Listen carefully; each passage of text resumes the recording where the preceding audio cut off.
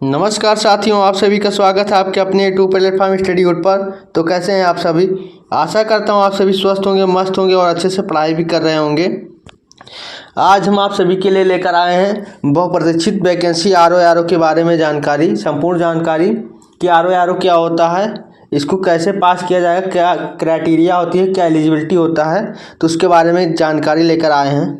तो हम लोग देखेंगे सबसे पहले इसमें कि इसका सिलेबस और पैटर्न क्या होता है, क्योंकि किसी भी परीक्षा में सिलेबस और पैटर्न सबसे महत्वपूर्ण योगदान होता है, सबसे महत्वपूर्ण होता है। अगर हमको सिलेबस ही नहीं पता होता तो उसका पेपर कैसे देंगे। उसके बाद करेंगे कि कैसे तैयारी करें, कौन सी बुक पढ़नी है, कितना समय लगेगा और सबसे सटीक रणनीति क्या हो सकती है और कितना समय लगेगा। ये एग्ज़ाम के परिप्रेक्ष्य में होगा कि एग्ज़ाम कब तक हो सकता है। आप सभी को पता ही है कि आर ओ की जो वैकेंसीज़ थी बहुत दिन से इंतज़ार में था, और ये वैकेंसीज ऐसी वैकेंसीज़ हैं कि आसानी से हमेशा हर साल नहीं आती है, या 2 साल या 3 साल पे कभी कभी देखने को मिलता है।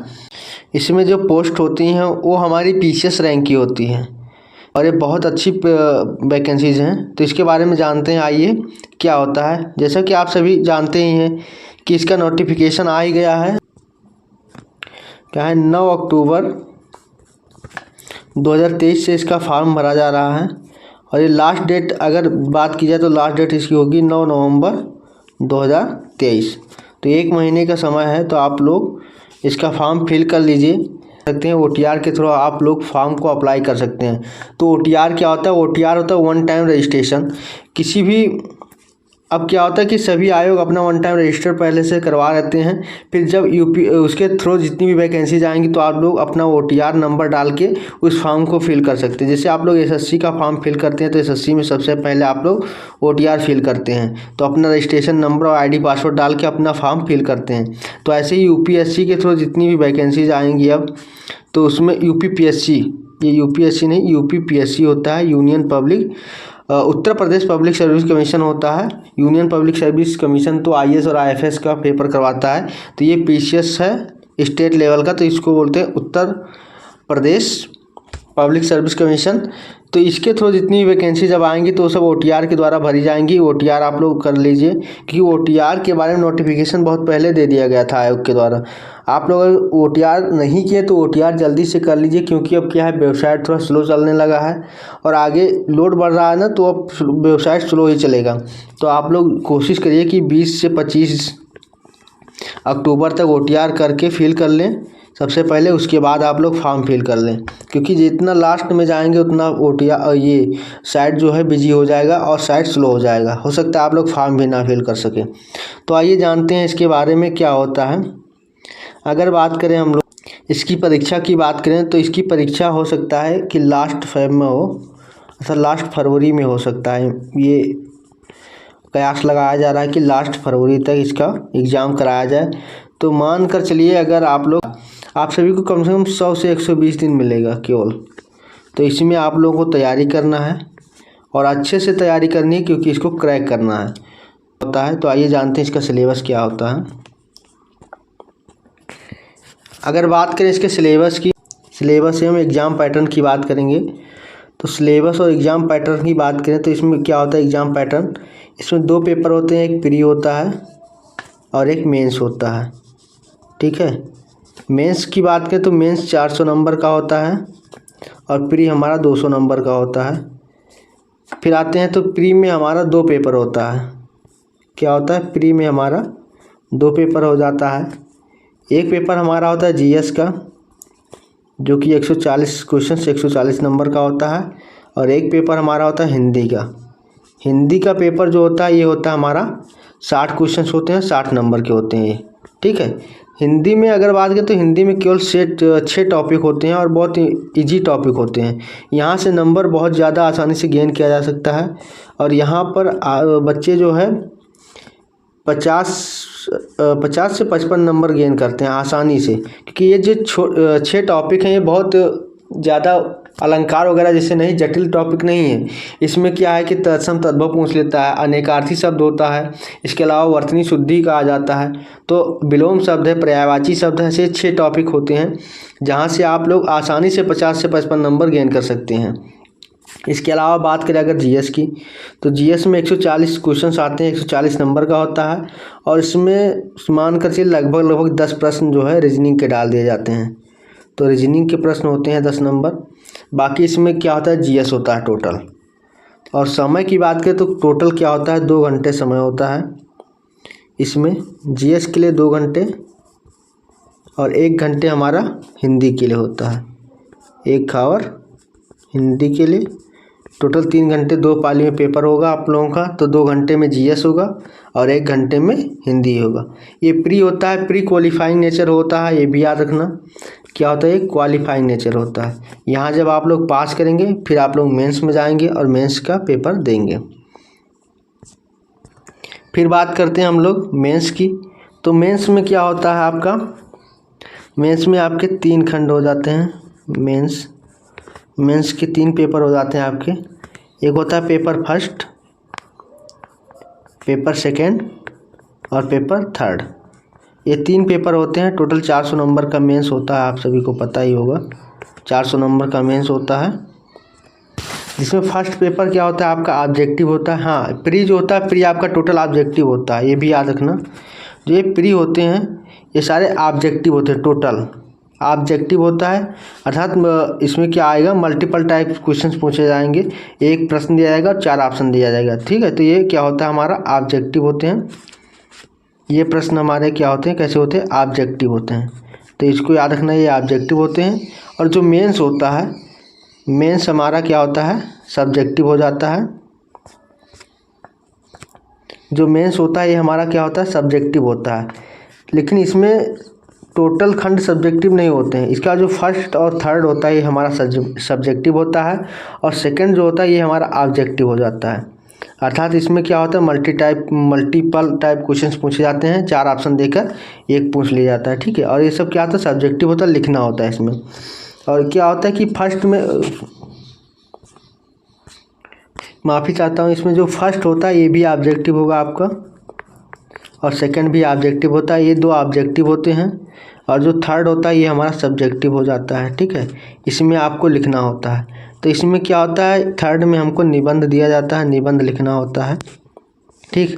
तो निबंध में आप निबंध लिख सकते हैं हिंदी, अंग्रेजी और उर्दू, किसी भी भाषा में लिख सकते हैं जिसमें आप प्रेफरेंस देंगे, उर्दू, अंग्रेजी और हिंदी और उर्दू में। और इसमें क्या होता है, इसमें 2 खंड हो जाते हैं सेकंड वाले में, खंड 1 और खंड 2।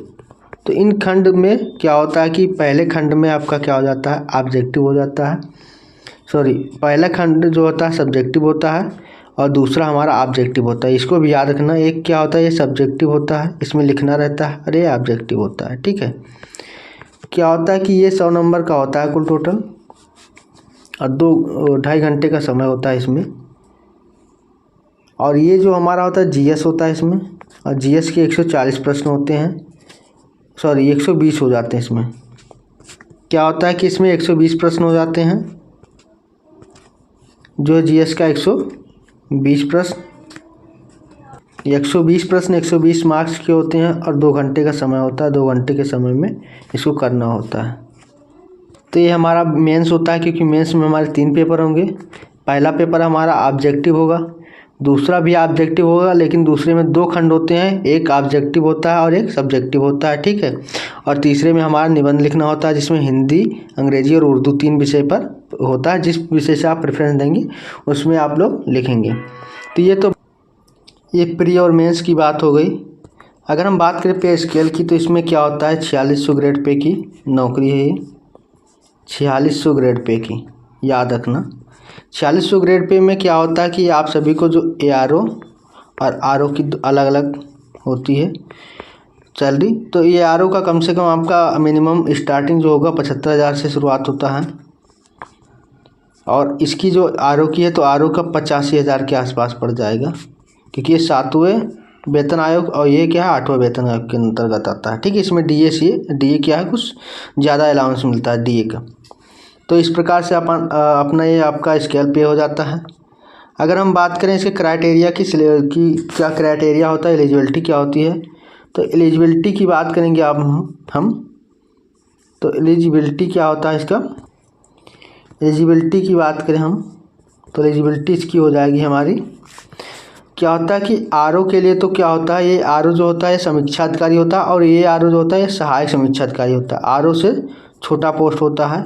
इसके लिए तो ग्रेजुएशन है, ठीक है, ग्रेजुएशन याद रखना, स्नातक, इसको हिंदी में लिख दे रहे हैं, स्नातक होता है। लेकिन साथ ही साथ क्या मांगता है इसमें ओ लेवल मांगता है, तो ये याद रखना ओ लेवल कंप्यूटर सर्टिफिकेट मांगता है। और इसमें क्या है कि कम पोस्ट हैं, और जो आरओ है आरओ में सिंपल स्नातक मांगता है, ठीक है, सिंपल स्नातक मांगता है। और इसी में एआरओ में एक सहायक लेखाकार का आता है, लेखा करके परीक्षा है, जो इसमें एक पोस्ट है केवल, उसमें केवल स्पेशल बीकॉम मांगता है, तो ये याद रखना। और सिंपल क्या है आरओ के लिए 300 प्लस वैकेंसीज है आरओ के लिए, इसमें केवल आपको स्नातक मांगा है। इसके अलावा एआरओ की बात करें तो इसमें स्नातक प्लस ओ लेवल मांगा है, तो इसको याद रखना, ये क्राइटेरिया हो जाती है। और स्पेशल एक पोस्ट है जिसके लिए आपको मांगा है बीकॉम। बाकी कोई ज़रूरी नहीं है कि आप किस स्ट्रीम से हैं, किस जो स्नातक आपने किस स्ट्रीम से कर रखा है, इसका कोई इम्पोर्टेंस नहीं है, ठीक है। तो ये एलिजिबिलिटी हो जाता है, क्राइटेरिया हो जाता है। अगर हम एज की बात करें तो इसमें मांगा गया एज क्या होता है, 21 से 40 वर्ष होता है, 21 से 40 वर्ष। और अतिरिक्त छूट मिल जाता है 5 साल के लिए, तो 1 मिनट, ये 21 होता है, 21 से 40 वर्ष, ठीक है। बाकी SC ST और जो OBC होते हैं उसको अतिरिक्त छूट मिल जाता है उनको, तो 21 से 45 हो जाता है, 5 साल का छूट मिलता है। इसके अलावा फिजिकल जो हैंडीकैप्ड होते हैं उनको भी 5 साल का और एक्स्ट्रा छूट मिल जाता है, तो 21 से 50 वर्ष हो जाता है शायद, इसको देख लेना ये, लेकिन ये शायद इतना ही है। तो ये कुछ मुख्य पॉइंट थे कि क्या होता है कि सिलेबस के बारे में बता दिया गया, क्योंकि जो प्री होता है हमारा तो इसमें क्या होता है GS और हिंदी, ये 2 सिलेबस होते हैं, इनको ही देखना है। और GS में आप सभी को पता है कि GS में क्या होता है कि GS में अधिकतर आपको करंट पे फोकस करना है, क्योंकि करंट पे यहाँ से सवाल पूछे जाते हैं। और हिंदी में ज़्यादा कुछ नहीं होता है, प्री में क्या होता है 6 टॉपिक होते हैं, इसके अलावा एक निबंध लिखना होता है मेंस में, और इसके बाद शासकीय और अर्धशासकीय पत्र और वर्तनी शुद्धि पे इम्पोर्टेंट होता है मेंस के लिए। तो ये मेंस के लिए इम्पोर्टेंट सब जो होता है, तो हिंदी में मेंस में आ जाता है हमारा निबंध एक एक्स्ट्रा हो जाता है, और शासकीय अर्धशासकीय पत्र हो जाता है, ठीक है। जो खंड सेकंड होता है मेंस वाले में, तो उस खंड सेकंड में केवल जो प्री के 6 टॉपिक होते हैं तो वहाँ जाके 5 टॉपिक बचते हैं, ठीक है, एक घटा दिया जाता है, 5 टॉपिक होते हैं।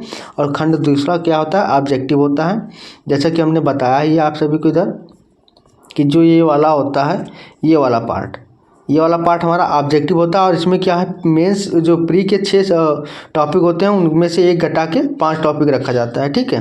तो ये हमारा क्या हो जाता है सिलेबस हो जाता है इस प्रकार से। और हमारा एग्ज़ाम पैटर्न हो जाता है कि एग्ज़ाम पैटर्न 2 चरणों में होता है, इंटरव्यू इसमें होता नहीं है, इसको भी याद रखना, इंटरव्यू इसमें नहीं होता है। और ये प्री और मेंस की इम्पोर्टेंस होता है कि GS और हिंदी ही पढ़ना है। 10 नंबर का एक रीजनिंग आ जाता है, तो उसको अगर आप लोग थोड़ा बहुत देखे रहेंगे तो हो जाता है। हिंदी प्री के लिए अगर ज़्यादा ना मेहनत करें तो कोई बात नहीं, लेकिन GS पे फोकस करना होता है। और GS में अगर बात करें तो GS में हम सभी को फोकस करना होगा करंट पे। इसके अलावा अभी तक जितना ट्रेंड था इसका, तो करंट के साथ साथ जियोग्राफी से प्रश्न ज़्यादा पूछता था, लेकिन इसकी पिछली बार जब पेपर हुआ था 21 में तो जियोग्राफी से थोड़ा कम किया था औसत, लेकिन जियोग्राफी से ये ज़्यादा पूछता है। तो आप सभी को मुख्य तौर पर करंट, जियोग्राफी और हिस्ट्री, इस पे ज़्यादा ध्यान देना है। तो ये 3 सब्जेक्ट हो जाते हैं जहाँ पे GS ज़्यादा स्ट्रॉन्ग करना है आपको। अगर बात करें कि कैसे तैयारी करना है, कौन सी बुक पढ़नी है, तो बुक की बात करें तो बुक आप सभी को लेना है, ये पूर्वावलोकन आता है घटना चक्र का होता है, जिसमें आप लोग इतिहास का ले सकते हैं बुक, ठीक है, इतिहास की बुक हो जाती है। इसके अलावा भारतीय राज्य व्यवस्था शासन जिसको बोलते हैं हम लोग कि कॉन्स्टिट्यूशन हो जाता है, इसमें क्या होता है प्रीवियस ईयर्स के जितने क्वेश्चंस हैं, अगर आप सभी के पास है बुक तो उसी को पढ़िए, अगर नहीं है तो आप लोग मंगा सकते हैं, ठीक है। इसके अलावा सामान्य भूगोल हो जाता है, ये 3 बुक्स ये हो जाते हैं। इसके अलावा एक बुक हो जाता है हमारा सामान्य विज्ञान का, और हो जाता है उत्तर प्रदेश तथ्यसार, और क्या होता है पर्यावरण पारिस्थितिकी तंत्र का। तो ये 6 सब्जेक्ट 6 बुक तो मंगा लीजिए आप सभी। इसके अलावा आप लोग हिंदी का भी आता है इन्हीं का घटना चक्र का। तो यहाँ से अगर प्री की तैयारी करना है, प्री मेंस दोनों के लिए हिंदी का आता है, तो घटना चक्र इनके यहाँ से मंगा सकते हैं आप लोग।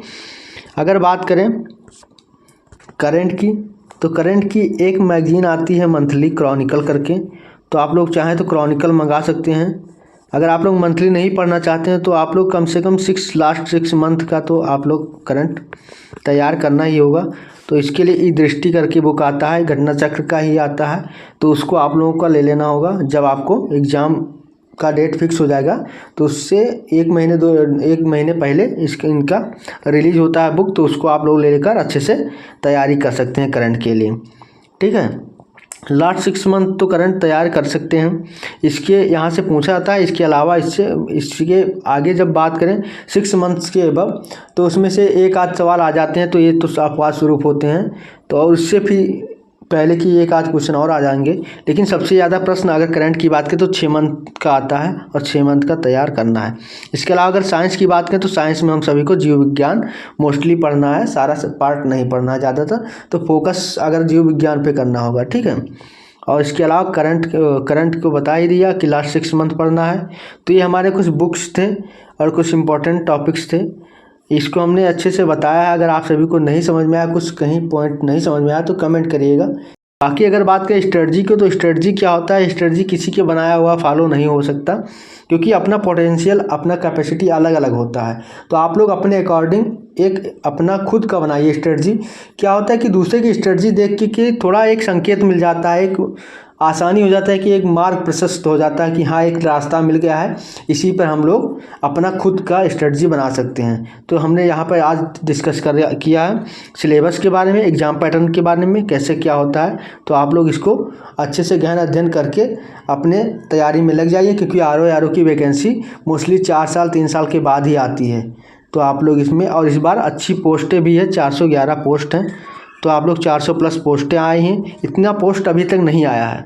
तो आप लोग तैयारी पर लग जाइए और अच्छे से तैयारी करिए। ठीक है, तब तक के लिए धन्यवाद। आज की क्लास में इतना ही था। धन्यवाद। जय हिंद, जय भारत।